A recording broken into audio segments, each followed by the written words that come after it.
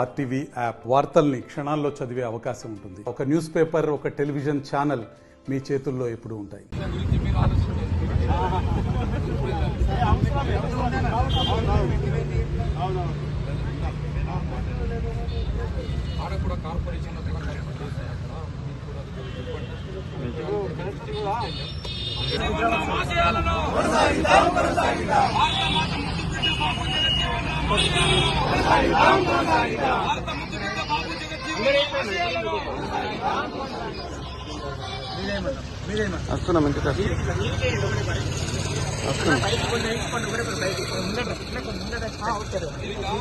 వస్తున్నాం ఇంటికి వస్తున్నామంటే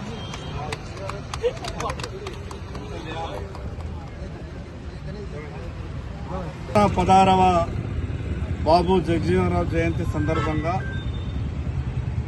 ఆదిలాబాద్లో ఆయనకు ఘనంగా నివాళులర్పిస్తూ 27 సంవత్సరాల వయస్సులోనే శాసన మండలి సభ్యుడిగా ఎన్నికై ఈ దేశంలోనే ఎక్కువ సంవత్సరాలు, దాదాపు 33 సంవత్సరాలు కేంద్ర మంత్రిగా పనిచేసి ఉప ప్రధానమంత్రిగా దేశ ప్రజలకు సేవలు అందించి గొప్ప విలువలతో కూడినటువంటి రాజకీయం చేసినటువంటి మహా వ్యక్తి. ఈ సందర్భంగా నా దళిత సోదరులందరికీ విజ్ఞప్తి చేస్తున్నా, బాబు జగజీవనరావు గారు భౌతికంగా మన మధ్యన లేనప్పటికీ ఆయన ఆశయాలకు అనుగుణంగా, ఆయన ఆలోచనలకు అనుగుణంగా మనమంతా కూడా నడుచుకోవాల్సిన అవసరం ఉంది.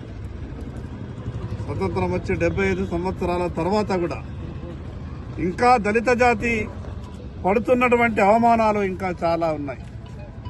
ప్రభుత్వాలు ఏవైనప్పటికీ, పాలకులు ఎవరైనప్పటికీ ఇంకా మార్పు రావాల్సినటువంటి అవసరం ఉంది.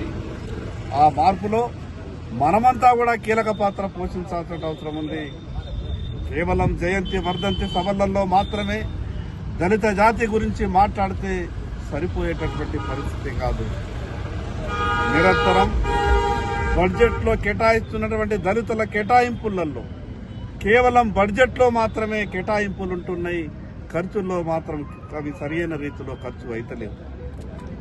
రేపు ఈ దళిత జాతి అభివృద్ధి కావాలి, ఈ దేశంలో ఉన్నటువంటి అందరూ కూడా అభివృద్ధి కావాలంటే బాబు జగజీవనరావు అన్నటువంటి ఆయన ఆశయాలు, ఆయన ఆలోచనలకు అనుగుణంగా మనమంతా కూడా ముందుకు నడవాల్సిందిగా మరొక్కసారి ఆయనకు నివాళులర్పిస్తూ సెలవు తీసుకుంటున్నాం. భారత్ మాతాకి.